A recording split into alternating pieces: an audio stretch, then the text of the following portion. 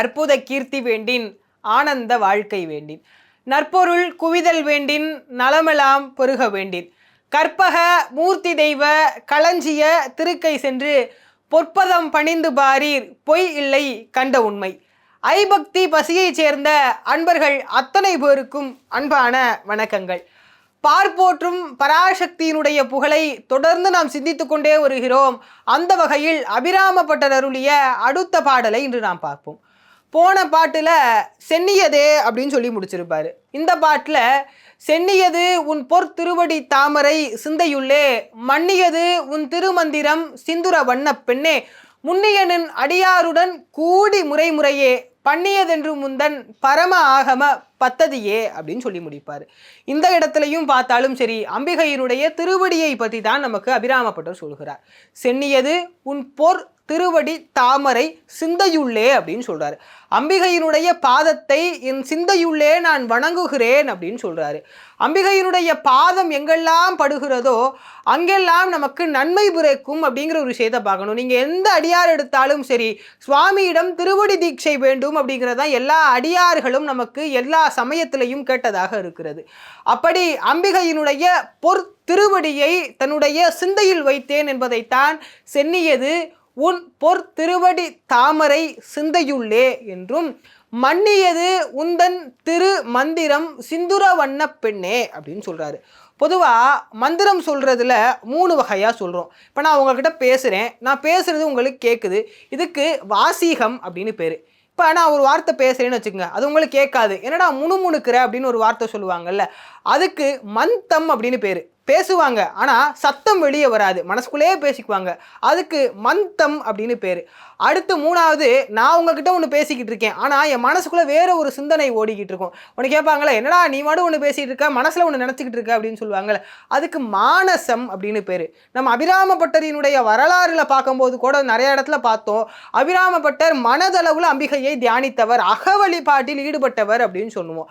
அப்படி மானச வழிபாட்டாக அம்பிகையை வழிபட்டவர். அதனால தான் மன்னியது உந்தன் திருமந்திரம் சிந்துர வண்ண பெண்ணே அப்படிங்கிறாரு. இந்த இடத்துல கூட அம்பிகை செக்க சிவந்த நிறம் உடையவள் அப்படிங்கிறத தான் சிந்துர வண்ண பெண்ணே அப்படின்னு சொல்றாரு. அடுத்த வரி என்ன, முன்னிய நின் அடியாருடன் கூடி முறை முறையே அப்படின்னு சொல்றாரு. இறைவனை எப்போவுமே தனியாக வழிபடக்கூடாது அப்படிங்கிறத எல்லா மதங்களும் சொல்லி கொடுத்தது தான். நீங்கள் எந்த மதத்தில் பார்த்தாலும் சரி, தளி வழிபாடை விட கூட்டு பிரார்த்தனைக்கு தான் பலம் அதிகம் அப்படின்னு நமக்கு சொல்லி கொடுத்துருக்காங்க.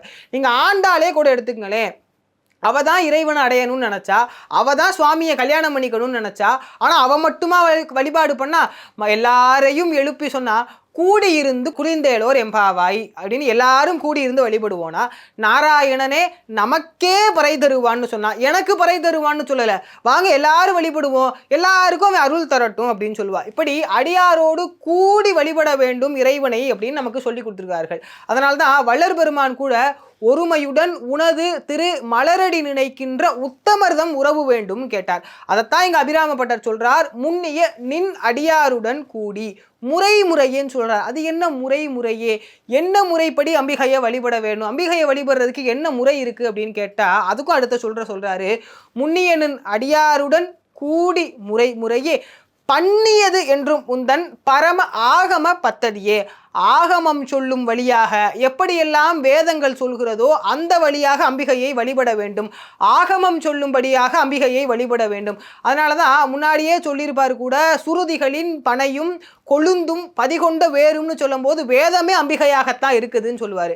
நீங்கள் வேதத்திலே பார்த்தா கூட நிறைய விஷயத்தில் அம்பிகையை பற்றி சொல்லியிருக்க மாட்டாங்க. நீங்கள் நிறைய, நான் தான் சொன்னேன்ல, சாக்தம் அப்படின்னாலே மறைத்தல் அப்படின்னு பொருள். அப்படி மறைந்து இருக்கின்ற அம்பிகையை உணர்வு பூர்வமாக அடியார் பெருமக்களோடு சேர்ந்து கூடும் போது வழிபடும் போது நன்மைகள் அதிகமாக கிடைக்குங்கிறதான் சொல்றாரு. நடுவுல பண்ணியது என்றும் முந்தன் பரம ஆகம பத்ததியே அப்படின்னு சொல்றாங்க. அது என்ன பண்ணியது அப்படின்னு கேட்டா, திரும்ப திரும்ப திரும்ப திரும்ப சொல்லுதலுக்கு பண்ணியது அப்படின்னு பேரு. இங்க கம்பராமாயணத்துல எடுத்தா கூட ராமனுக்கு இலக்குவனுக்கு பரதனுக்கு எல்லாருக்கும் வந்து வசிஷ்டர் பேர் வைக்கிறாரு. ராமன் என பெயர் ஈந்தனன் அப்படின்னு கம்பன் சொல்லுவான். ராமனுக்கு ஒரு பெயர், அதாவது எதுவுமே இல்லாத பரம்பொருளுக்கு ராமன் என பெயர் ஈந்தனன், எதுவுமே இல்லாத பரம்பொருளுக்கு ஈந்தனன் அப்படின்னு ஒரு பெயர் சொல்லுவார். அதாவது எதுவுமே இல்லாத ஒரு ஆளுக்கு நம்ம ஒரு பொருளை கொடுக்குறோன்னு வச்சுக்கோங்க, அதுக்கு ஈதல் அப்படின்னு ஒரு தமிழ்ல இருக்கு. எந்த பேருமே இல்லாத பரம்பொருளுக்கு வசிஷ்டர்னு பேர் இருக்கிற ஒருத்தர் ராமன் ஒரு புது பெயரை கொடுக்கிறார். அதனால ராமன் என பெயர் ஈந்தனன் அப்படின்னு கம்பன் சொல்லுவான். இலக்குவனுக்கு பெயர் சொல்லும் போது இலக்குவன் என பெயர் இசைந்தனன் அப்படின்னு கம்பன் சொல்லுவான். பரதனுக்கு பெயர் சொல்லும் போது வசிஷ்டர் எப்படி சொல்றாரா, பரதன் என பெயர் பன்னினன் அப்படின்னு. பன்னினன்னா திருப்ப சொல்ல வசிஷ்டர் திருப்ப சொன்னாராம், பரதன் பரதன் பரதன் பரதன் திருப்பி சொல்லிக்கிட்டே இருந்தாராம். அதனாலதான் பன்னிதழ் அப்படிங்கிற ஒரு பொருளுக்கு இங்க பண்ணியது என்றும் உந்தன் பரம ஆகம பத்ததியே, திரும்ப அபிராமி அபிராமி அபிராமி அபிராமின்னு உன் நாமத்தை சொல்லிக்கிட்டே இருப்பேன் அப்படிங்கிற ஒரு செய்தியைத்தான் அபிராமப்பட்டர் இந்த பாடல்ல அம்பிகையினுடைய பாதத்தினுடைய பெருமை என, அவள் மந்திரத்தினுடைய பெருமை, அதை எப்படி நாம் ஜெபிக்க வேண்டும், அதன் பலன் என்ன என்பதையெல்லாம் இந்த பாடல்களிலே சொல்கிறார். மீண்டும் அடுத்த பதிவில் அபிராமி அந்தாதியினுடைய அடுத்த பாடலோடு உங்களை சந்திக்கும் வரை உங்களிடமிருந்து விடைபெறுகிறேன். நன்றி.